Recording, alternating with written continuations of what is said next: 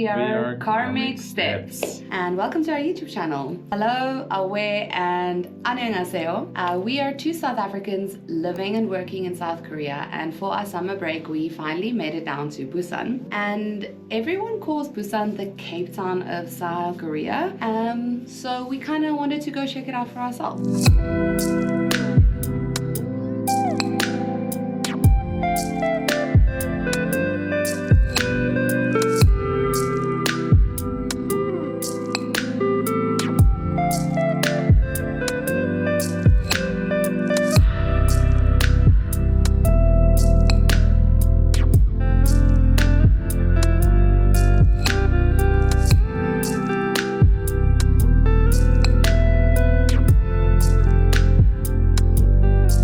In this video, we're going to walk you through the must-dos when you visit Busan and some hidden gems that surprised us in the best way. And just a heads up, we're not big seafood people, so we won't be doing the seafood market. So if that's your thing, make sure to add it to your itinerary. Just don't tell us about the smell. So here are our top 10 things to do in Busan. Let's jump in. Coming in at number 1 is the famous Gamcheon Culture Village. It's colorful, quirky, touristy, and definitely one you can't skip. Interestingly enough, this iconic spot started out as a refugee settlement during the Korean War.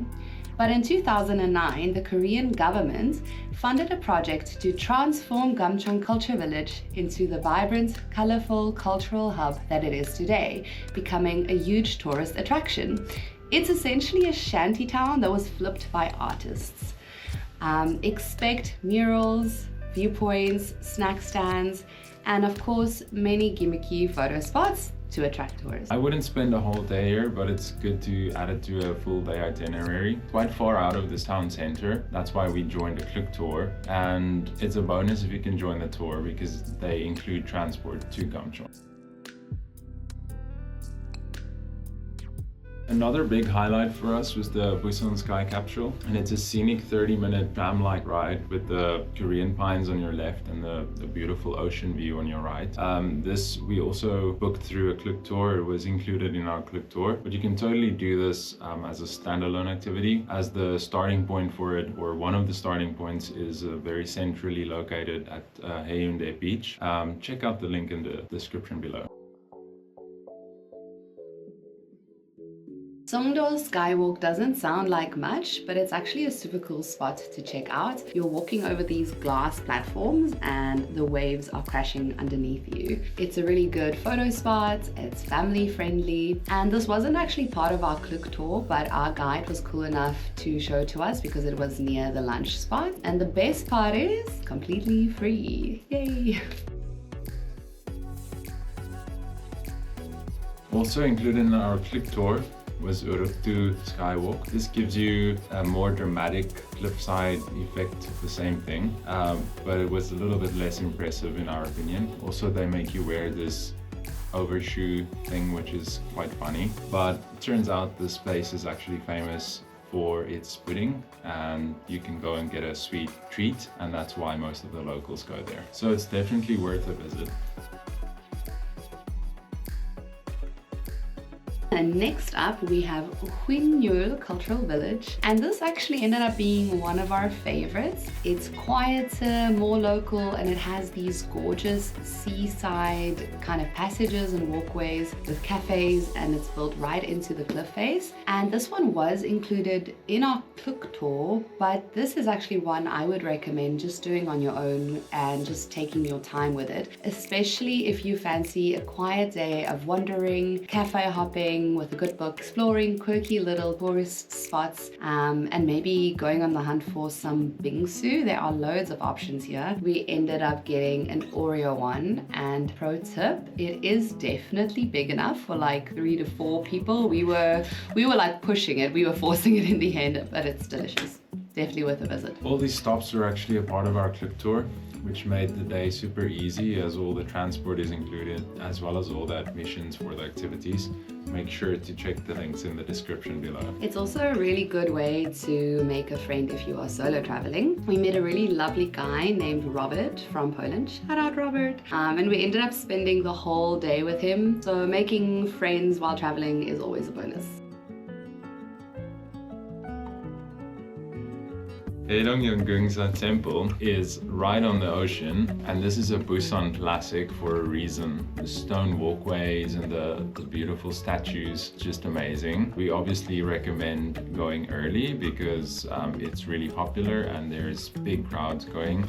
So if you can go earlier, that is definitely a good plan. And yeah, no need to eat before you go there because there's so many food stalls that no one ever talked about before we went. We didn't know it was there, but we were surprised when we got there to see all sorts of Korean snacks and food and drink everywhere. Yeah, the bus there is about an hour depending on where you stay in Busan.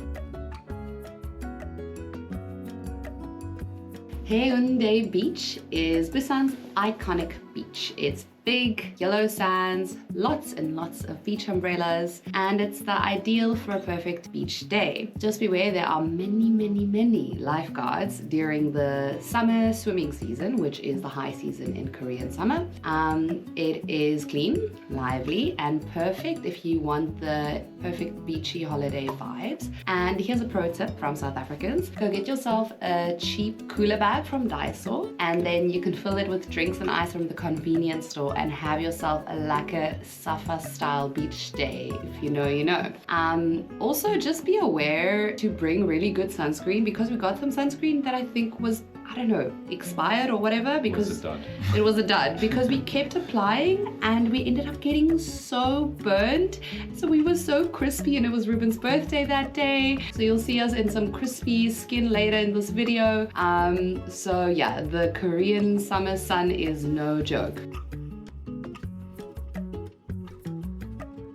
Then there is Gwangalli Beach. At sunset, this place totally transforms, and there is a bridge that stretches over the ocean that lights up at night, and they have like a light show. This is a perfect spot to have an early dinner and just watch the sunset, and the whole place sort of gets vibey at night, sort of magical. Everyone goes there to watch the bridge light up and watch the sunset, and it's just like a nice evening spot to go to. The Songdo Skywalk is actually the cable car ride that you take up from the beach into the park, and the view from the top is incredible. Try to time it for golden hour if you really want some of the best views of the city skyline and great photo ops. But here's our little bonus tip. The best part is actually the park that the cable car leads into, and this place is stunning. There's loads of little walking trails and rock faces and wooded areas. We even saw locals like swimming in a rock pool. So we timed it so that we were in the sky at golden hour. So we got here in the dark. We didn't have lots of time to explore. So our tip would be to come early, go to the other side. There's loads of shops and restaurants and convenience stores, so you can even stock up, spend the whole day in the park or spend several hours in the park, and then time it on the way back for golden hour. Rick surprised me with the sunset boat cruise for my birthday, and this was absolutely breathtaking. There are loads of different companies that offer this service, but my lovely wife found an old retired captain and his sailboat, which is way less gimmicky and no loud engine noises. Like, he literally just uses the engine to get out of the harbor, and then he switched to sail, and it was really amazing. Great experience. Definitely a unique way to explore Busan skyline, and you can find the description in the link below.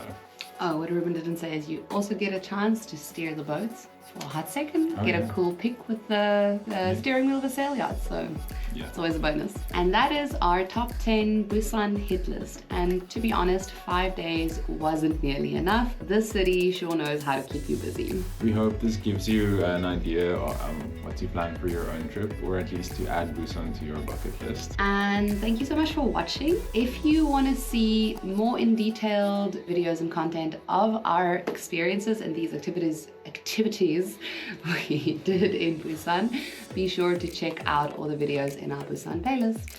Yeah, see you in the next one. Bye.